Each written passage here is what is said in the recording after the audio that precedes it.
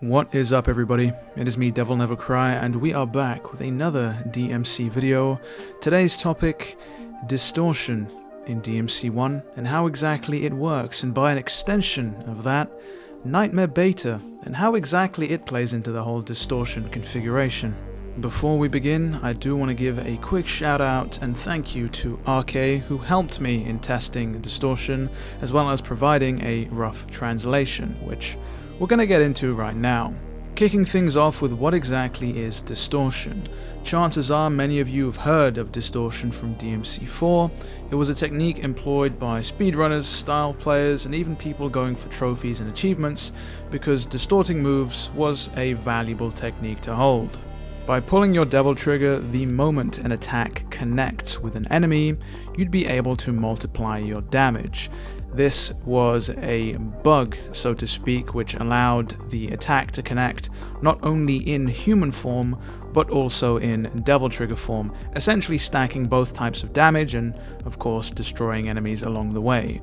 Everybody knows about the distorted real impact, a move that in its base form does a substantial amount of damage, but once you start toggling in the distortion, can destroy bosses completely.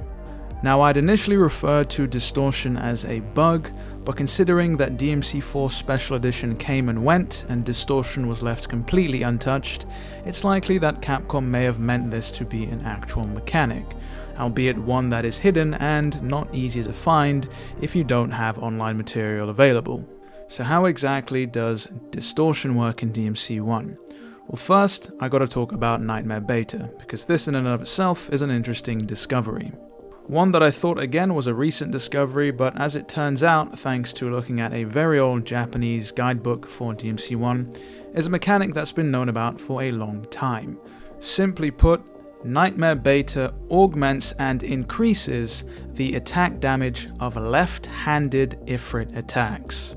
The guidebook actually goes on to state that the reason that this increase in damage occurs is because the hitbox for the tip of the Nightmare gun and the Ifrit's knuckle actually cross over. So if you're able to hit enemies with both hitboxes at the same time, you're able to dish out an increased amount of damage. Regardless of whether it's intentional or not, it is a pretty interesting fact. Dante's out there throwing left-handed attacks and pistol whipping people technically at the same time. Now, you'd think that by pulling your devil trigger and then going to attack with Nightmare Beta and Ifrit, that you'd be doing mad damage. After all, devil trigger in this game is a attack damage multiplier. But there is no substantial increase if you just pop your DT and then go on an attack. However, if you pull your devil trigger the moment before the Ifrit and Nightmare Beta charged attack hits, the devil trigger does act like a multiplier and your damage is increased exponentially. If you also add in the fact that Ifrit has a just charge mechanic to it, where if you charge up an attack and let go of the button at the right moment, you'll actually do more damage than if you were to just fully charge it, you can pretty much one-shot some bosses on normal difficulty. The clip that you're actually seeing here is an example of this. This is a clip from a well-known DMC1 player, Excelitol, who shows off what happens if you use the Just Charge mechanic, along with Distortion and Nightmare Beta. And as far as I'm aware, Distortion is a mechanic that only works when Nightmare Beta and Ifrit are in play together. And so there you have it. Distortion in DMC1 in a nutshell. If you enjoyed today's video, do be sure to leave a like and consider subscribing, as it all helps out the channel. With all that said and done, it has been me, DevilNeverCry. I would like to thank all of you for watching.